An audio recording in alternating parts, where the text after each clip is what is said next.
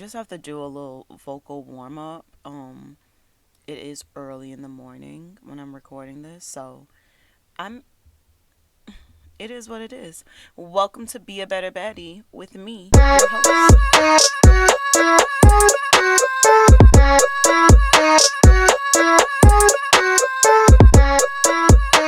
Your host being me, Kamisha.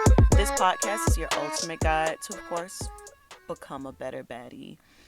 As your host, your cheerleader, your coach, your teacher, and your fellow baddie, I'm going to help navigate you through life's ups and downs and help you become a more self aware baddie. At the end of each episode, I'll leave you with a few questions to help you process the information you just received. So, we're going to jump into today's Minisode TikTok taught me.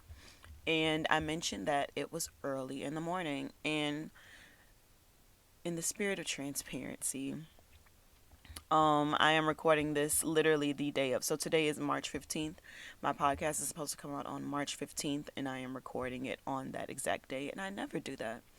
Typically, I have my episodes pre-recorded for the whole month, and they've already been planned to be released. But I didn't have anything for this week, and I had an entire week to plan an episode.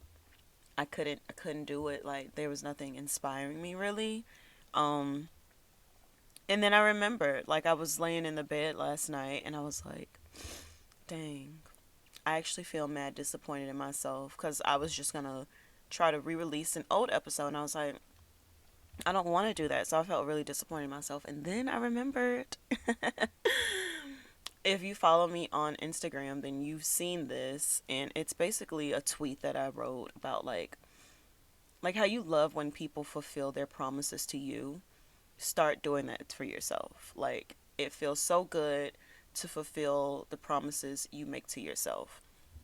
And I promised myself at the beginning of this year that I would have an episode every week, and if I was taking a break, it would be scheduled.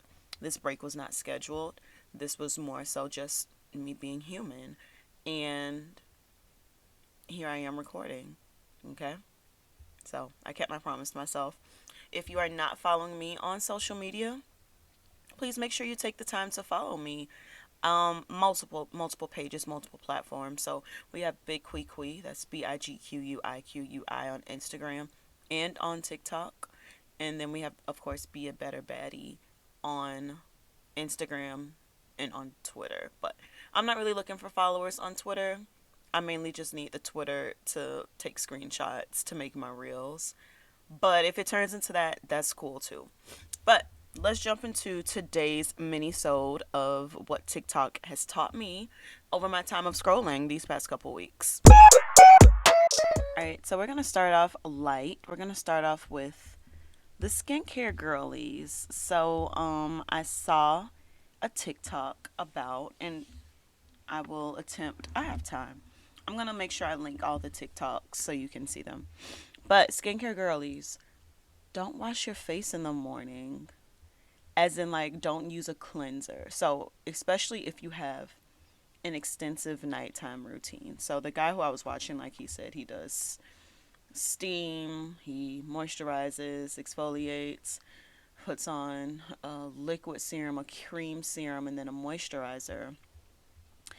And I kind of do that. I don't steam every single night, but those nights when you do like extensive nighttime routines, washing your face in the morning with a cleanser essentially erases everything you did.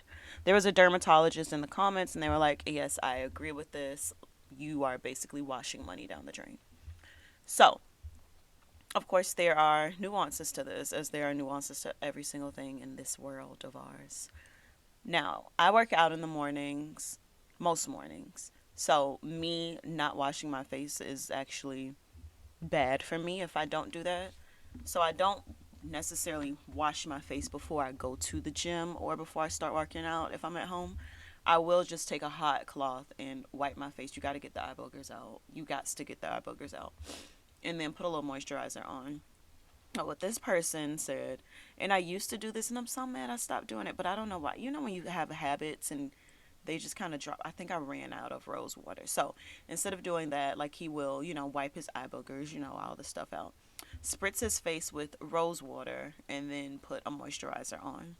And rose water is mad moisturizing. I mean, probably not for everybody, but for me it is. So, anyways, that is the one thing right now. If you wash your face every morning and you don't necessarily have to, stop.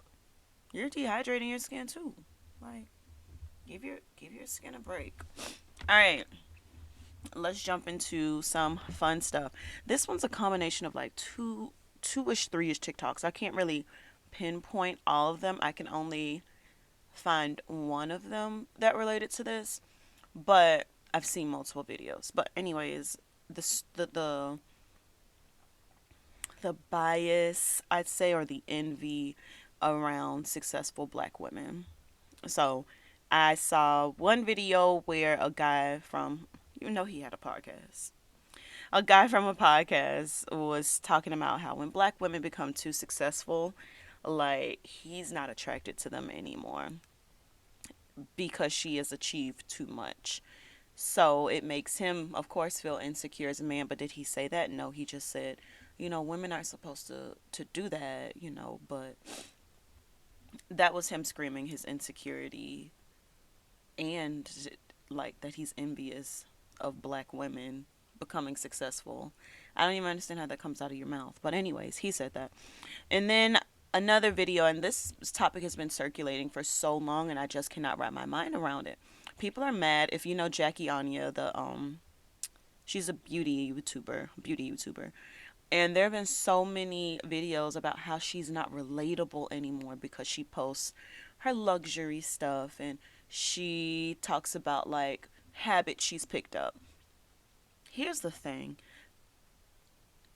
People get on YouTube because they know it's a source of income, right? Or they continue YouTube because it's a good source of they know they can make millions of dollars doing it. Why would this lady go and make all that money, work hard to do everything that she does on the internet just to not splurge on items?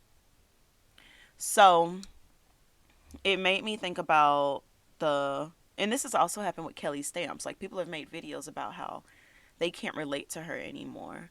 So it made me think about like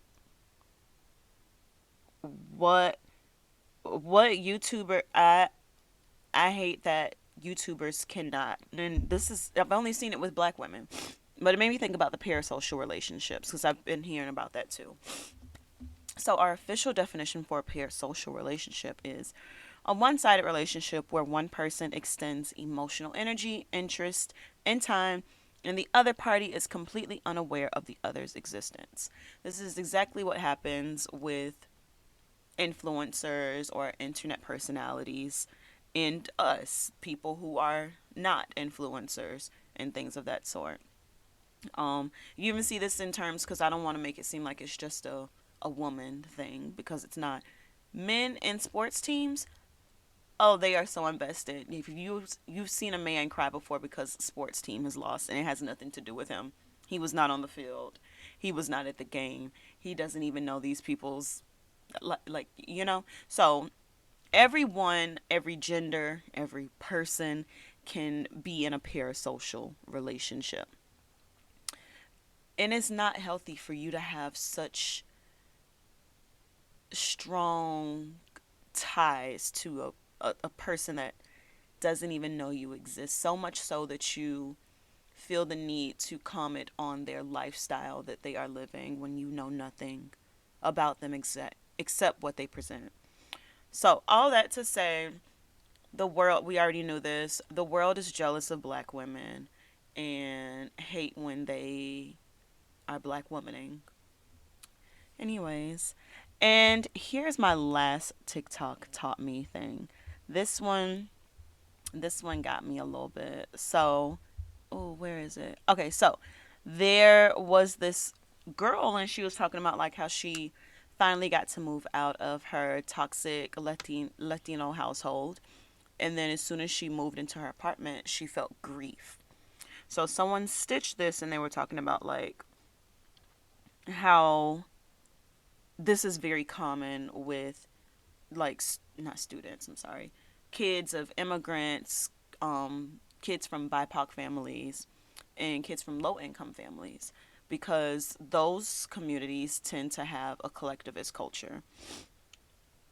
So, a collectivist culture emphasizes the needs and goals of a group as a whole over the needs and desires of each individual. So, your connectedness to those people in your community or your culture are very much a part of your identity. And I can say definitely I see this for black people. If one black person does something embarrassing in a space, all of us kind of feel like shame.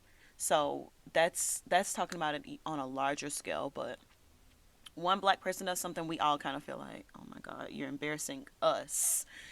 But if you think about it, if a white person somewhere and a white person does something embarrassing, other white people don't feel like he's a representation of the entire white race. You know? So, anyways, so like I said, low income BIPOC immigrants, they tend to feel this feeling more because American society, and when we say American, obviously it correlates directly to whiteness. So, American society is very individualistic. So, it's very much me, me, me, me, me, which I'm not saying that's good or bad. But with so many cultures focusing on the collective, when you go out and do your own thing, or you make progress, or you do anything fun, you will feel guilt or grief. This has happened to me so many times. It still happens to me. If I go somewhere, like on a trip, and I'm like, oh, my mom hasn't been here yet, like, I'll feel a little guilt because I'm like, dang, my mom should be here with me. And I was looking through the comments, and literally there were so many people saying they felt that same guilt. And also, me being in education, I've seen it, like with students going to college as first generation. They have a sense of guilt and grief too. I think it's also called survivor's remorse. Like, you have this wonderful opportunity, and people in your family or people from your community won't experience it. Not a good feeling, but you have to remember to put yourself first, because putting yourself first will reap the most benefits for those around you. So I tell students, like, you go to college, you will be able to create better opportunities for your family rather than you would staying here with them and just starting to work a minimum wage job. So these things, this guilt can happen. Like, think about you spending a lot of money, going on trips with friends, living alone, going to college. All of these experiences that are afforded to so many first generation students, or first generation anything, you start to feel guilty for it. But don't feel guilty. Take advantage of it. You can only feel guilty for something that was your fault, something that you actually did. You did not create a system. You are learning how to live through it. You are learning how to navigate it. That's not your fault. Blame white people. Just blame white people. Um, and then another thought that came up when I was watching this TikTok is, you know, choosing yourself over your family and over your community. In a sense, you are becoming more of an individualistic person, but there's a happy medium, of course. You don't want to live to make other people happy and you are never happy. And you also don't want to be so selfish that you completely disregard everything and everyone that helped you get to where you were. So it is a very delicate balance, and I think it's doable. So, thank you for tuning in to this episode. Your homework is to DM me any TikTok you may find, anything you may find, any real video. You can send it to me on TikTok. You can send it to me on Instagram. You could even email it to me if you want. qtwiththepod@gmail.com. I kept the same email because, like, it's tied to things. So that is your homework, and I hope you guys are having a beautiful, blessed day, and have a good one.